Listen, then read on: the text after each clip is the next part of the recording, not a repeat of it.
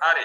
එතකොට මෙන්න මේ වගේ ළමයි හරියට ඔයගොල්ලෝ දැන් මේ coin එක විතර නෙමෙයි අනිත් coin උත් select කරද්දි හරියට ළමයි coin එකේ නම search කරන්න. හරිද ළමයි අකුරක්වත් මග අරගන්න නැතුව.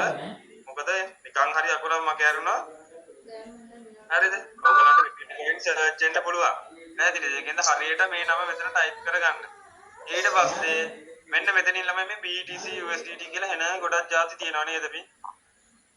මේ බලන්න මේ පල්ලයට යන්න එන ගොඩක් ಜಾති තියෙනවා. එතකොට අපි කොහොමද මෙතනින් හරි එක තෝරගන්නේ? හරි සරල ප්‍රශ්නයක් ළමයි. මෙතන ඉස්සරහා තියෙනවා පේනවද Binance logo එක? Binance කියලා නම ගහලා Binance logo එක තියෙනවා. ඒ කියන්නේ ළමයි මේ ලෝකේ තියෙන එක exchanges තියෙනවනේ. අපි exchanges වර්ග කතා කරන්නේ ළමයි. exchange එකක් කියන්නේ මොකක්ද කියලා? අන්න මේ exchanges ಜಾති තමයි මේ exchanges වලට අදාළ chart තමයි ළමයි මෙතන තියෙන මේ coin එකේ BTC USDT කියන එකේ මේ එක exchanges වලට අදාළ එක තමයි මෙන්න මෙතන තියෙන. එතකොට අපි තෝරගන්න ඕනේ මොකද්ද ළමයි එතකොට? අපි තෝරගන්න ඕනේ මොකද්ද ළමයි? Binance. Binance කියන එක තමයි අපි තෝරගන්න. මේ උඩින් මේනවා ලස්සනට Binance කියලා එක. එතන ඉස්සරහා තියෙන ළමයි මෙන්න මේ වගේ ප්ලස් අයිකන් එකක්. මේකේ පොඩ පස්සේ මෙන්න මෙතන මේ මොකද්ද?